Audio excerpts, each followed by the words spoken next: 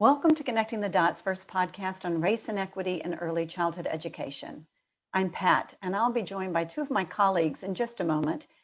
And we will be inviting you into this first of what we hope will be many roundtable discussions on this important topic. We thought this image of a teacher's lounge was suiting as we set the table for this initial get together with all of you. We know it's kind of idyllic, but we do hope there's some place that you gather and that maybe these conversations can find a place and a way into your own practice.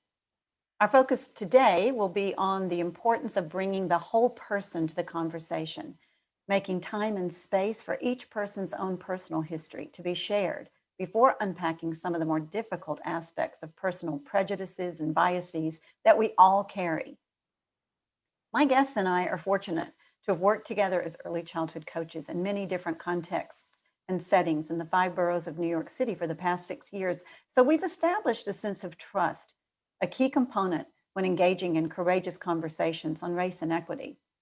We want to thank you for joining us, and let's get started. Wow. I am so excited to be at this first roundtable conversation with Shannon and Allison. And before we get started, ladies, I just wanted to share with everyone who's listening. First of all, thank you for listening. But secondly, I wanted to share with you that we represent, and yes, I'm going to tell my age. I'll start with me. We represent 3 different decades of women who were in early childhood settings.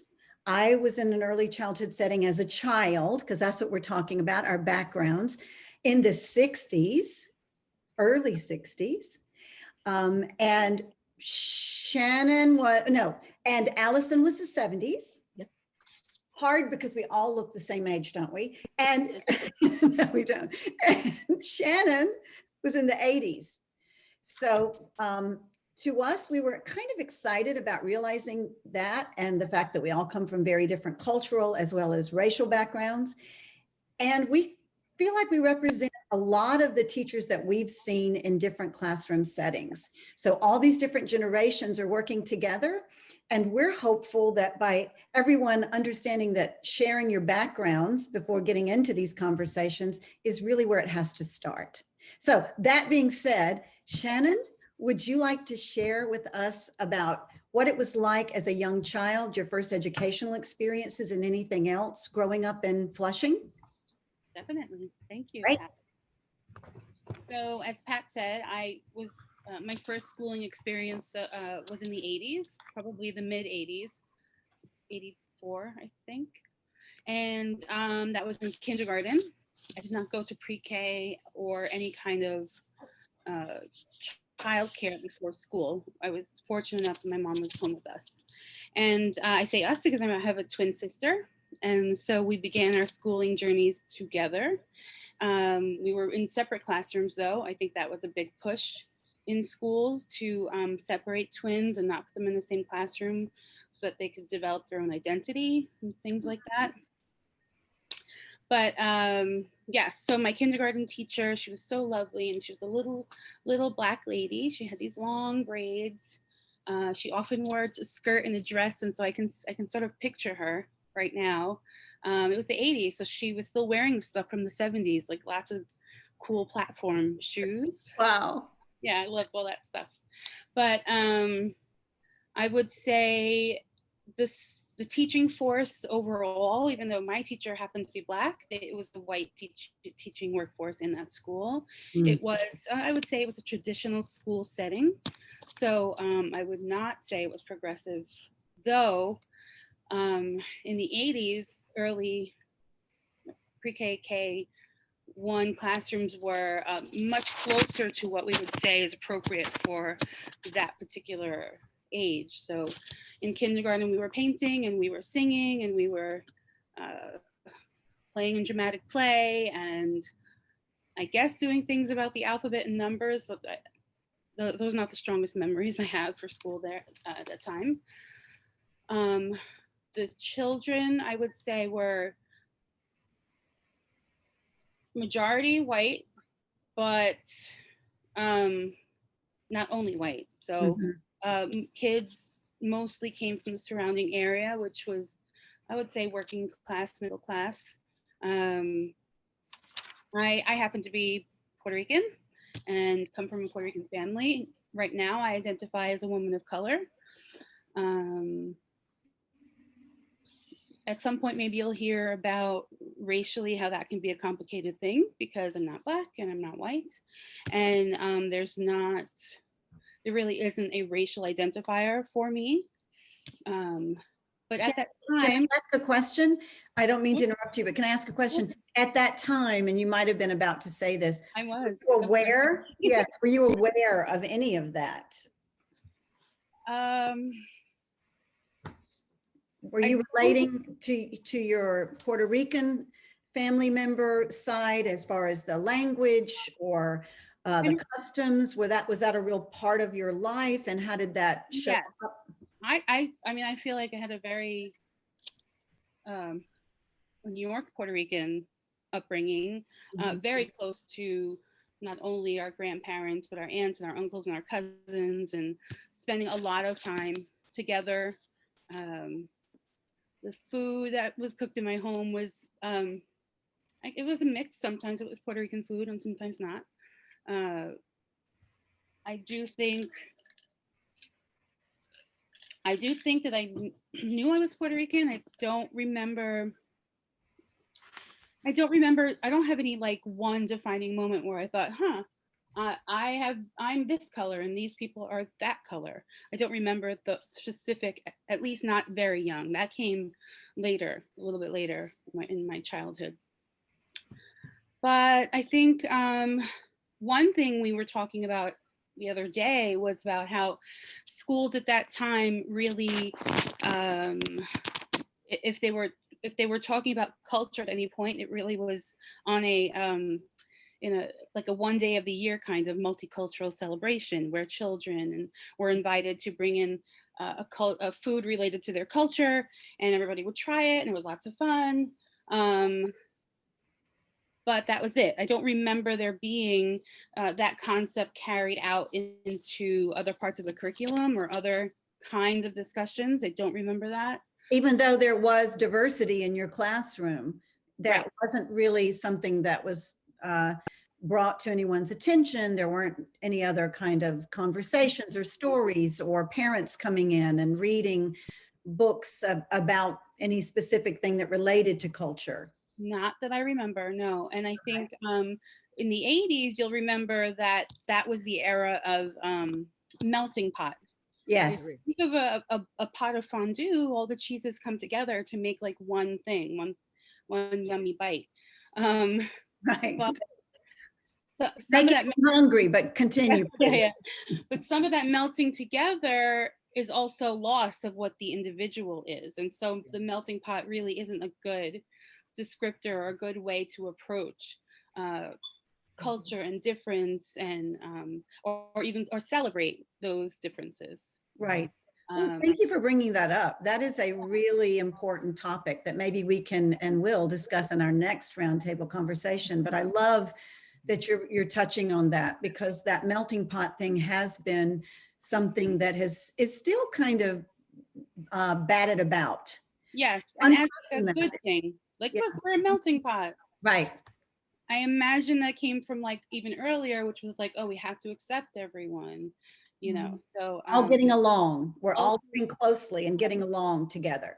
But it also did what you're saying, which is mix everything up and not celebrate the differences, or even have a conversation about the differences and what that means to have differences. So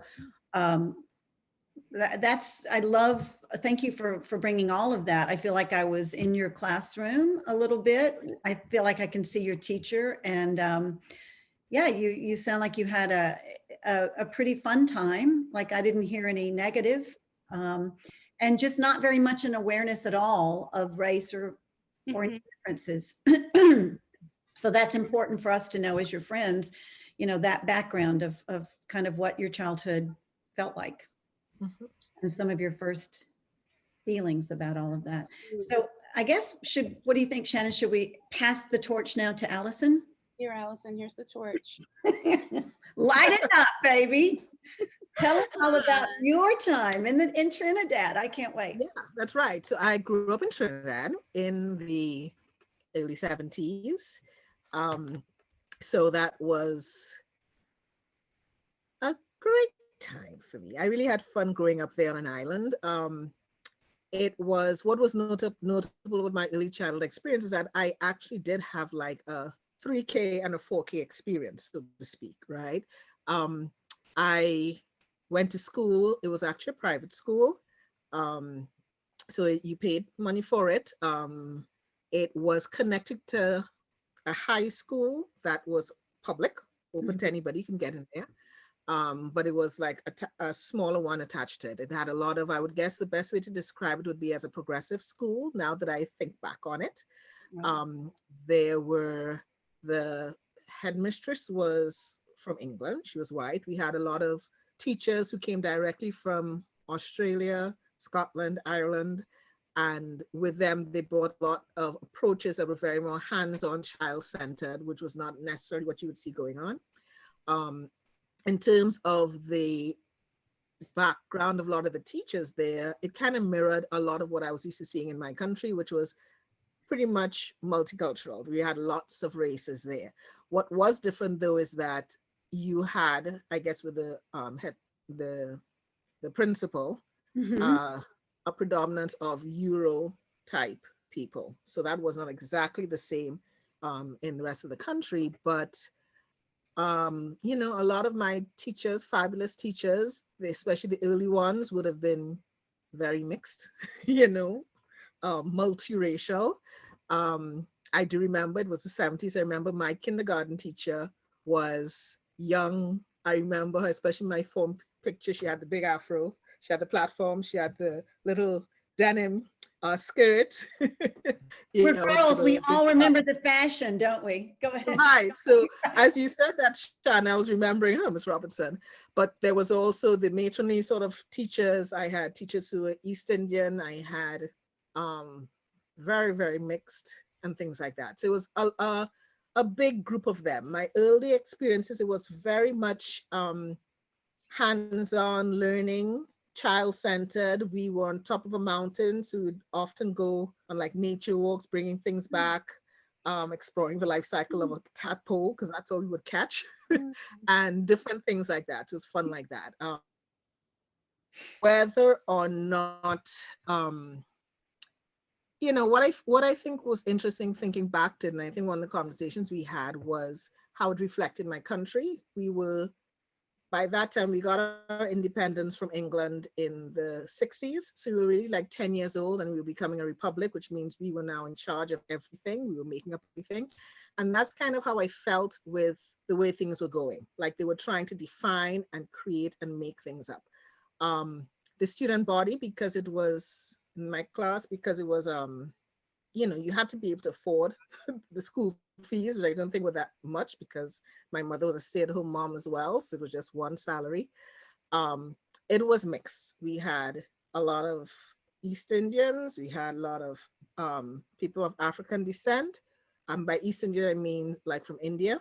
And we had a mixture, and we also had a lot of like foreigners. So we had some people, some Euro Trinidadians who lived there, and also a lot of children of diplomats, clergy, and things like that that would come. Okay, so it was very mixed.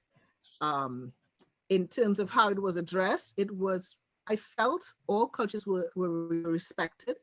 The teachers and the principal and everything were very intrigued and I think committed to carving out something for each child. So I remember when we got two sisters from, I forget which country in Africa, and I think it's Gabon, I'm not sure, or Sierra Leone, one of those two. Just how, you know, she was talking about it and she would, you know, just, you knew about them. And I remember some things about their country.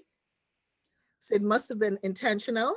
So same thing can I with ask a question. So it sounds like what you're saying is the people who were the employees, the teachers, the administrators, they were bringing in and infusing their culture into the classroom in different ways. Yeah, and especially if we had a child from somewhere, it would be highlighted. And also our local customs and stuff would also be highlighted, you know, celebrations like Diwali, Eid, Carnival. You know, it was honored. You know, we would have little celebrations or little art projects and, you know, certain things about it. So I felt like I knew it. Right. What I find in retrospect is that a lot of the basics about the country itself, we didn't have. So like a lot of the government, what we call government primary schools, that had a more traditional curriculum, more standards based, they would have known more like basic facts about the our country, nation the buildings, history and of that was part of Trinidad. it. Whereas our in my school it was more fluid to let's stop and take a look at Sierra Leone, let's stop and take a look Uh-huh. at what's happening in Ireland and stuff like that. So that much I would say was different. Whether or not, and I think you were asking how, when did I really become aware of it?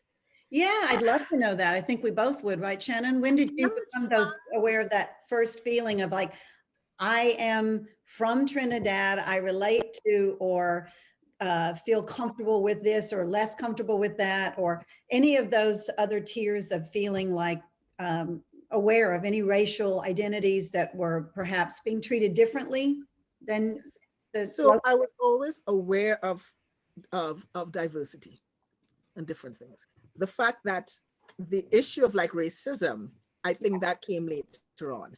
And I think something that in some ways I'm still, I don't want to say grappling with, but I'm realizing more and more is certain things that like imagery, preconceptions and stuff like that, that I may have, that felt so normal, but because the power structure, I mean, I grew up as one of the majority in the country, you know, I never had that minority sensibility. So it was a matter of growing up and even close to an adult, not this adult, but like young adults, starting to questions like terminology that we would use, you know, and things we might have called each other. You know, at the time, it didn't feel derogatory, and I don't think anybody really meant it derogatorily. It was just like a classification.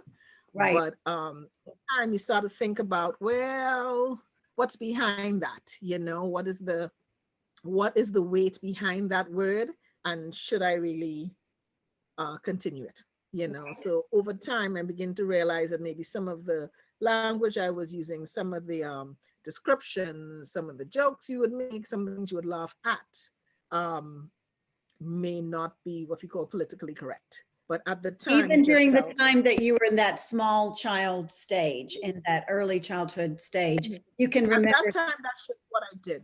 So I would follow the norm and stuff. Only as you got older, did you feel that I Right. stopped to question it. But growing up, I didn't, even if I was called some of the names, it was just, he, okay, you know, just shrugged off because I never felt like it was said in a demeaning way. Okay, so it sounds like overall there was no real negativity or confusion. Everything seemed to make sense to you for the most part. And I guess I say that because in thinking about my own, I'm going to kind of transition now for time into my introduction about what I grew up with. I'm the oldest, and so we've gone from youngest to oldest.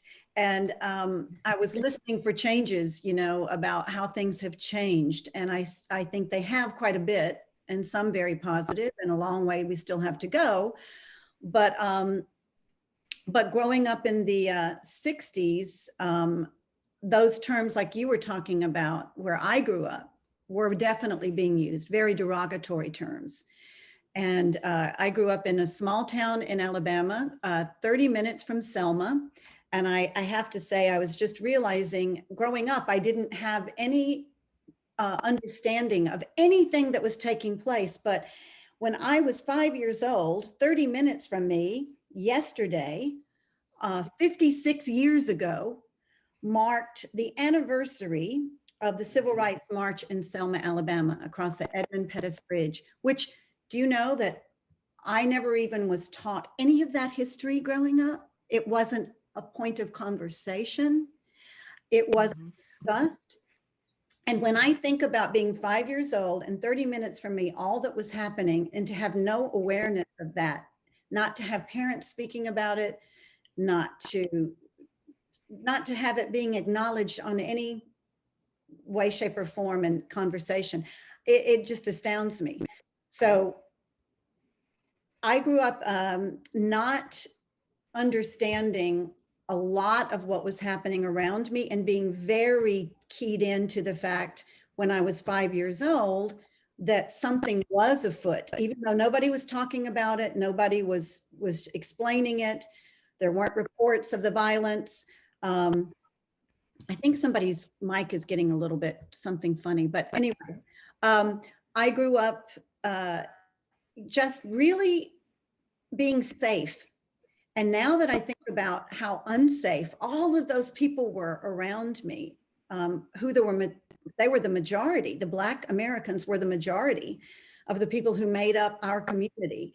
And just what unsafe times those were and how it didn't touch me. That, that white privilege is just now so much more, I'm so much more keenly aware. But what I would say is that my first awareness of there being this strange stuff happening was when I was 5 years old, and my dad would take me before kindergarten sometimes on special events to go and have hot chocolate and donuts at the little tiny drugstore. And we would sit on these big tall stools. And we went at around this time, and there were no stools to sit on. And I remember asking my father, "Dad, where are the stools? Why can't we sit down?" And he just looked down at me and said, "Because now Black people can sit down, and so none of us will sit." And that to me is when the whole world turned upside down. And I just thought, wow, this is crazy. And who's in charge? Like, who are these adults? Because at that time, I was mostly being raised by Black women. I was fortunate enough to have in my life some very strong, powerful Black women who were loving, kind, and generous and smart and taught me a lot of things. And I could not understand that how they would trust those people, those women with me, and then not want those women to sit down, because in my home, we were not raised in a way where things were separate. And I should say at that time, Black people were not allowed in some of my friends' homes to use the dishes, to come in and sit. I didn't know many people like that, but when I did meet them, I was always like, what's happening? Because in my family, that was not what happened. But I started to see things that I couldn't understand and nobody was explaining. And that was at age 5. And as far as my education went, we didn't have money. At the time, there was no early childhood education. That wasn't even on the radar. We just went to Miss Hatcher's. We were a mixed group, mixed ages, all white, of course. And we were at least allowed, I think what was really good is that we were allowed a lot of freedom to play outside and to reenact things that we were trying to make sense of. But again, when I think of it, at that point, it was all about, our play was all about role playing around war, because you have to remember that's Vietnam. That's our parents had always, most of our parents had been in a war, one war or another. Prior to that, so there was always talk about war. And so we were mostly reenacting those roles of nurse and soldier and trying to make sense of that. But we weren't even thinking about the fact of all the other stuff that was going on and all the other questions we had, because nobody was talking about it. So, yeah. So anyway. Pat, I have a question. Did those caregivers, did they live in your home, or did they just come like, for a work day? And then... No, they just came for a work day, and they would stay, of course, as long as they were needed, even if that changed at the last minute. That was just an assumption. They cooked all of the food, and they absolutely also took care of us, and they cleaned our homes, and they did our homework with us if they could. I mean, not all of them were able to do that because not all of them had had a good education. But I remember a couple of times having one of Dot helping me. But yes, it was a very close, comfortable relationship. And I just always respected them so much and never saw my parents be disrespectful. But like I said to you, there was a lot of covering going on, a lot of covering. And that's the best way I can put it. Like, you know, just keeping us away from any of the ugliness of what was really going on. I can tell you that growing up where I grew up, on Thursdays that was the only day of the week where Black people could come to town. And that was just a known fact. Yep. Yikes. That changed. That changed probably by the time I was 7 or maybe 6.5. That started to go away because, thank goodness, you know, a lot of things were changing. But we were a holdout. My town was, and the region that I grew up in, as you know, I mean, it was Alabama. They held out to the last minute for integration.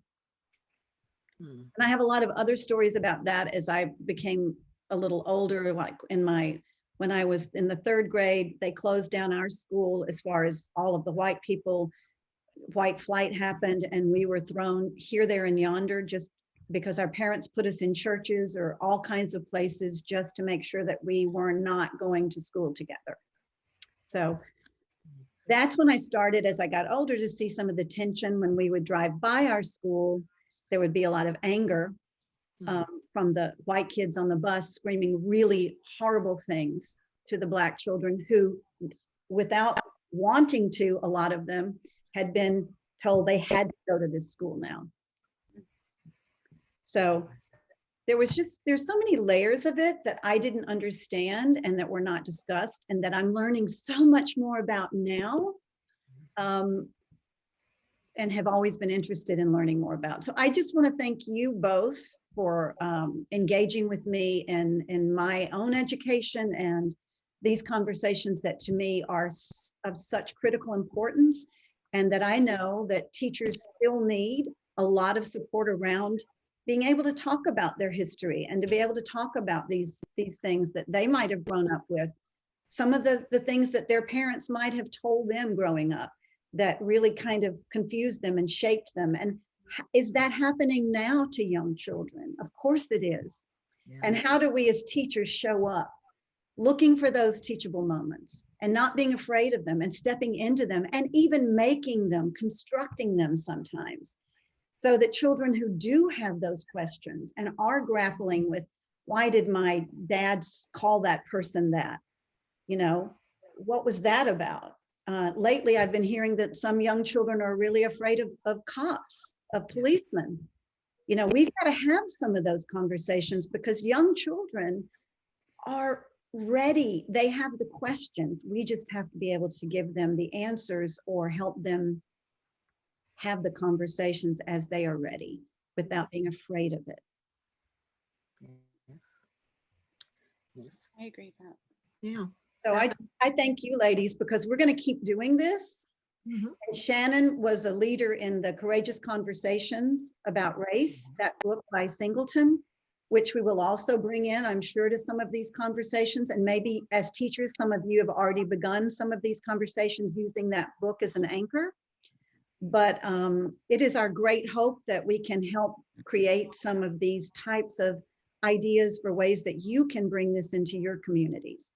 And if you've enjoyed this one, our next one, we were thinking, and we're always open to comments from you. So please, there is a place for comments after the YouTube, after you watch us on YouTube, you'll be able to put some comments. So please do, we'll be reading them. But we're hoping for our next one that we will be discussing how are classrooms currently in early childhood really addressing the different cultures of the children who they're teaching. Is that something that's happening? Shannon, do you want to add to that, or Allison, that next topic?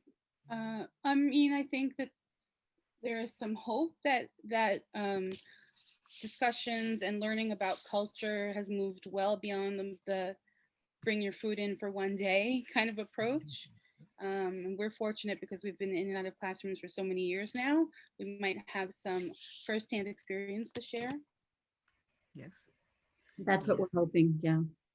And I think it's Alison, also you wanna- important, yeah, as you were saying, and what this conversation is doing, it's really helping to reflect on what your perception of race, diversity, and how that translates to early child education. How do you help children at a young age with it? And also, because children are part of families, how do you help their families deal with it? Yeah. You know, it's a really, really, we're an amazing city right now. It is so diverse, and it's interesting. Also the times we are in, and it's interesting, there were some key points in each of our eras, you know, what's happening with the children, you know, what conversations they need to take place, and how do we really deal or expose them or guide their learning or their experiences, because maybe we can't teach anything, but the experiences, as you've heard from all of us, the experiences were very important, how it formed us and created us. But I think another thing that to really start looking at, and I thank you, Pat, for starting this conversation, is really questioning or reflecting on how did, as educators, how did our training equip us to deal with this sort of stuff, especially now with the environment where we are rethinking things, whether it's gender issues, equality, how you treat people.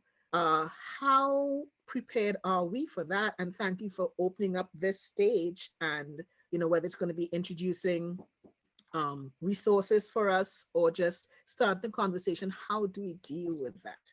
Thank you. It's I really think important. I appreciate your seeing the importance and you showing up for these conversations, both of you. And I hope that all of you who are listening will tell your friends so more people can join in and share with us questions or other topics that you would like for us to broach and cover. Please do make sure that at the end of this, you take a look at our website, which the website will come up with our other social media handles. And check us out, and please, you know, stay tuned, because we're not going away. We're just getting started. So thank you for that. And we will see you next time. And until then, kisses to my friends. And can't wait to get some big hugs in soon as this pandemic starts to lift. But we'll be talking to you again soon. So stay tuned. And we don't want to keep you here all night because we could. So we better say goodbye now before we start another topic. We'll see you soon. Take care. Bye.